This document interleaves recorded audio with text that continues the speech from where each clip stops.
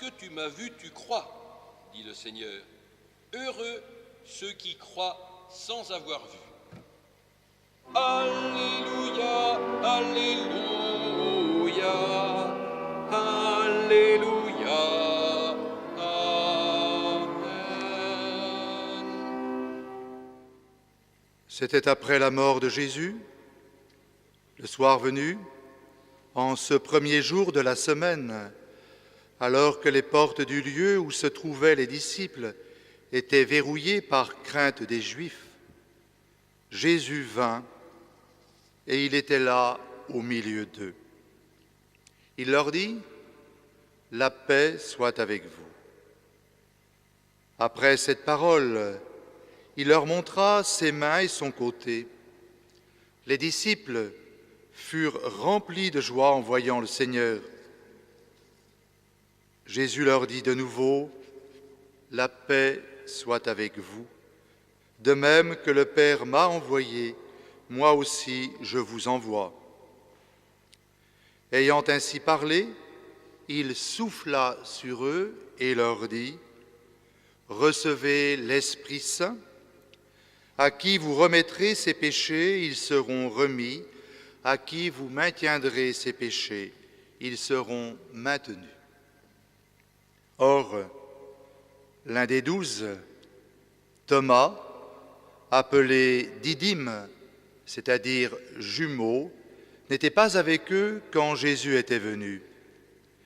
Les autres disciples lui disaient : « Nous avons vu le Seigneur. » Mais il leur déclara : « Si je ne vois pas dans ses mains la marque des clous, si je ne mets pas mon doigt dans la marque des clous, si je ne mets pas la main dans son côté, non, je ne croirai pas. » 8 jours plus tard, les disciples se trouvaient de nouveau dans la maison et Thomas était avec eux. Jésus vient alors que les portes étaient verrouillées et il était là, au milieu d'eux. Il dit : « La paix soit avec vous. » Puis il dit à Thomas : « Avance ton doigt ici et vois mes mains. Avance ta main et mets-la dans mon côté. Cesse d'être incrédule, sois croyant. » Alors Thomas lui dit : « Mon Seigneur et mon Dieu. » Jésus lui dit : « Parce que tu m'as vu, tu crois. Heureux ceux qui croient sans avoir vu. » Il y a encore beaucoup d'autres signes que Jésus a faits en présence des disciples et qui ne sont pas écrits dans ce livre, mais ceux-là ont été écrits pour que vous croyiez que Jésus est le Christ, le Fils de Dieu, et pour qu'en croyant, vous ayez la vie en vous.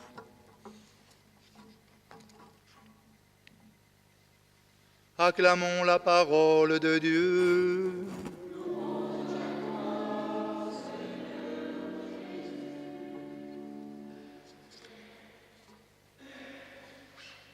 L'amplification médiatique des événements renforce l'attrait spontané de l'opinion pour le spectaculaire. Rappelez-vous ce qui se passe depuis la multiplication des attentats. À longueur de jour, le drame est répété, commenté, avec appel à témoins ou débatteurs politiques. Vous avez aussi sans doute remarqué qu'aux yeux des médias, toutes les victimes ne se valent pas. Des jours, des semaines, les attentats de Paris ou de Bruxelles sont rappelés. Celui de Lahore au Pakistan, qui a fait autant de victimes innocentes, est vite passé sous silence. Cet attrait du morbide ne peut que renforcer le pessimisme ambiant, alors que, comme l'a fait remarquer le pape François lors des fêtes pascales, on ne nous montre pas toute la force d'amour qui, chaque matin, remet le monde en route. Dieu merci, la vie est infiniment plus forte que la mort. C'est vrai, au regard de l'histoire de l'humanité, ce l'est infiniment plus au regard de ce qui fonde notre foi et que nous célébrons particulièrement en ce temps pascal, la résurrection du Christ. Mais croyons-nous vraiment en la résurrection du Christ? Est-ce que nous prenons le temps d'y réfléchir et d'échanger avec d'autres chrétiens? Est-ce que je me sens concerné par la résurrection, celle du Christ, certes, mais aussi la mienne?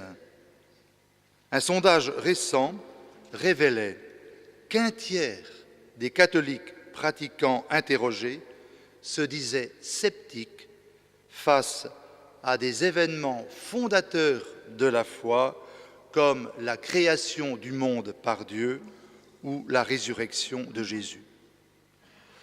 Bien sûr, la foi n'est pas la suite d'un raisonnement logique, mais, pour reprendre l'expression de Pascal, un pari.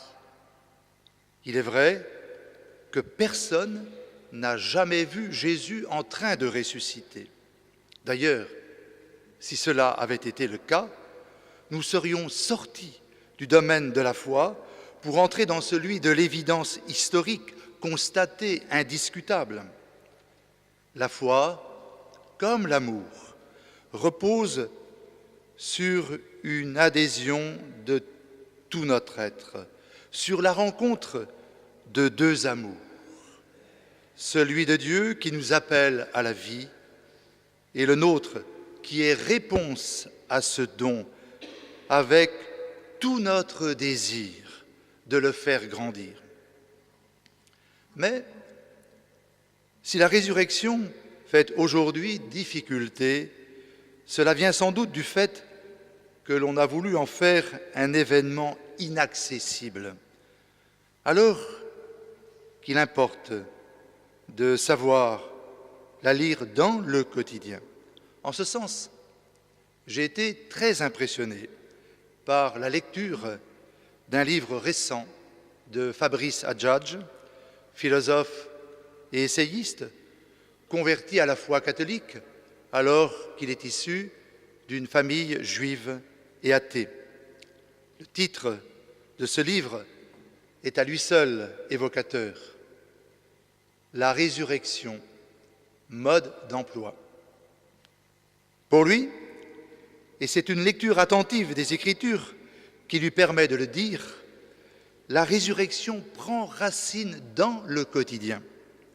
L'évangile que nous venons d'entendre l'illustre parfaitement. Lorsque Jésus apparaît aux femmes et aux disciples, il ne se présente pas en Superman, avec un visage éblouissant, dans une sorte de corps angélique. Aux disciples, verrouillés par la peur, il dit des choses simples. D'abord, la paix soit avec vous. Shalom en hébreu, c'est-à-dire bonjour. Il mange avec eux et prépare même le feu pour griller les poissons. Il leur commente les Écritures comme pourrait le faire n'importe quel rabbin de son temps. Les disciples d'Emmaüs le considèrent comme un simple promeneur, pas très au courant des événements, puisqu'il ne sait même pas ce qui vient de se passer à Jérusalem. Son apparence est celle du premier venu.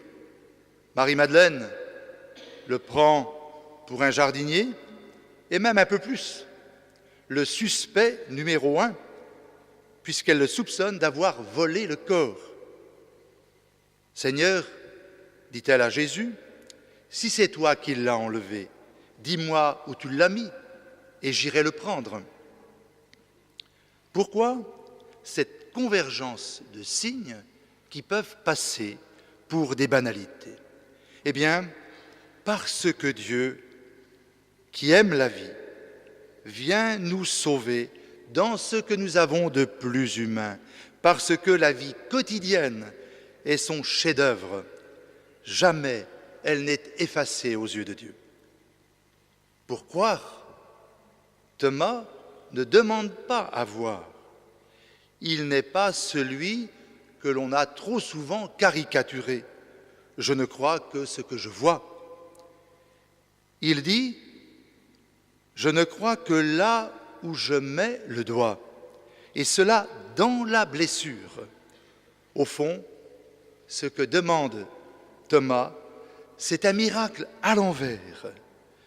Dans un miracle normal, les plaies disparaissent.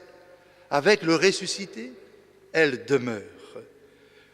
La gloire du Christ prend au sérieux les tragédies de l'histoire, mais aussi la beauté de la vie.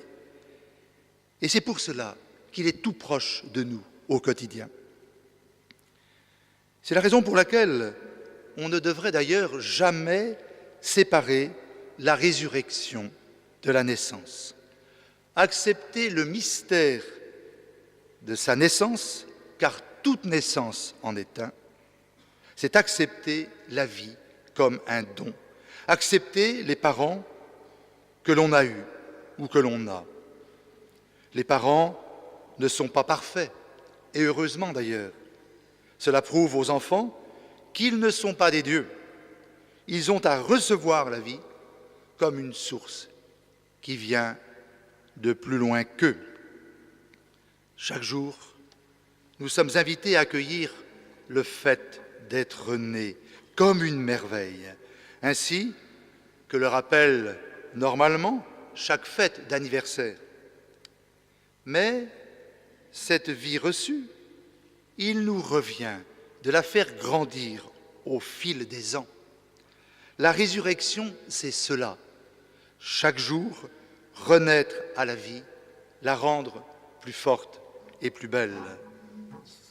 Notre résurrection, après notre passage par la mort, n'a rien à voir avec un accident ou une surprise. Elle se tisse patiemment dans la trame de nos jours. Ce serait bien de pouvoir, chaque soir, nous interroger. Qu'ai-je contribué aujourd'hui à ressusciter en moi et pour les autres? Notre vie éternelle sera à la mesure de notre vie présente. Et comment, en cette année du jubilé de la miséricorde, ne pas nous sentir appelés à nous en faire des témoins actifs? Car la miséricorde est ce qui parle le mieux de Dieu. Dieu qui guérit, qui conforte notre vie fragile et blessée. Dans le récit du livre des Actes des Apôtres, les apôtres, à la suite de Jésus, sont artisans de guérison. Tous étaient guéris, nous a-t-il été dit. Jean, au début de son livre de l'Apocalypse, affirme partager la détresse des églises persécutées. Jésus, apparaissant aux disciples, leur donne la paix et annonce la rémission des péchés. Est-ce que le Christ ressuscité continue de susciter en nous des conduites de miséricorde qui transforment la vie et font ressusciter? C'est là, pour reprendre l'expression de Fabrice Adjadj, le mode d'emploi de la résurrection. À chacun de nous de savoir le reconnaître et surtout de l'utiliser. Amen.